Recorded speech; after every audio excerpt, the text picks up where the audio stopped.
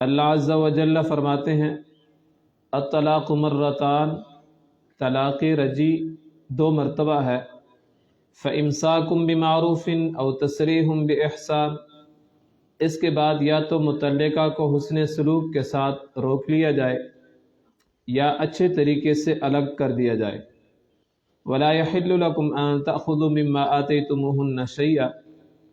اور تمہارے لیے یہ جائز نہیں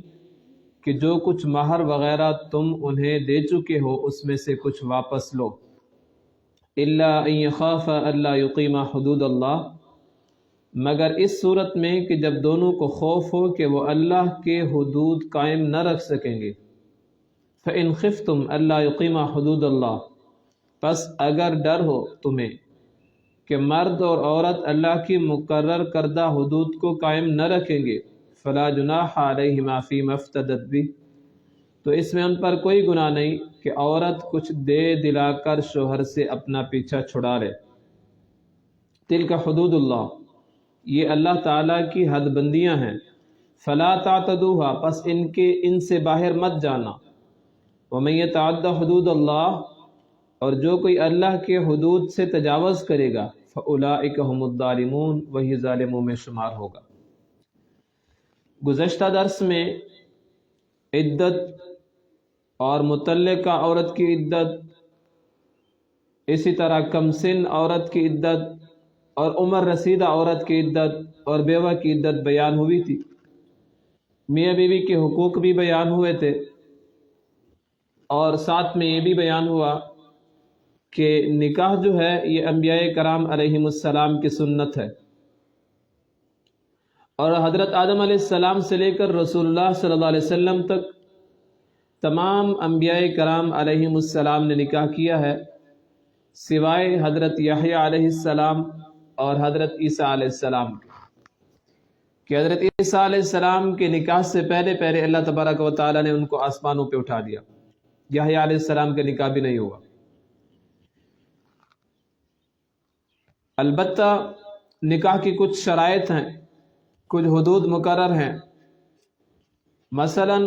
اگر کوئی عورت نکاح شدہ ہے تو نکاح پہ نکاح نہیں ہو سکتا، منکوحہ سے نکاح نہیں ہو سکتا جب تک کہ اس کا دوسرا خاوند اس کو طلاق نہ دے دے۔ نمبر 2، اگر کسی عورت کو طلاق ہو چکی ہے یا اس کا خاوند فوت ہو چکا ہے تو جتنے تک اس کی عدت پوری نہیں ہوئی اتنے تک اس کا دوسرا نکاح نہیں ہو سکتا، دوران عدت بھی نکاح نہیں ہو سکتا۔ نمبر 3، کچھ اصول قرآن کریم کے اندر بیان کیے گئے ہیں،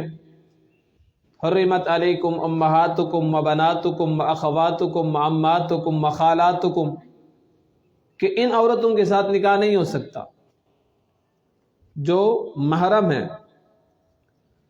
اور پھر رضائی ماں سے بھی نکاح نہیں ہو سکتا، رضائی بہن سے بھی نکاح نہیں ہو سکتا۔ جس عورت نے دودھ پلا دیا بندہ اس کا بیٹا بن جاتا ہے، لیکن اس کے لیے کچھ شرائط ہیں۔ پہلی شرط یہ ہے کہ اس کی عمر 2 سال سے کم ہو،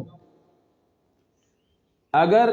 2 سال یا 2.5 سال سے، اگر اس سے عمر زیادہ ہے، 3 سال ہے یا 2.5 سال سے زیادہ ہے تو پھر یہ رضاعت ثابت نہیں ہوگی۔ بڑی عمر میں اگر کسی عورت کا دودھ پی لیا، 3 سال کا بچہ ہے، 4 سال کا، تو وہ اس کا بیٹا شمار نہیں ہوگا۔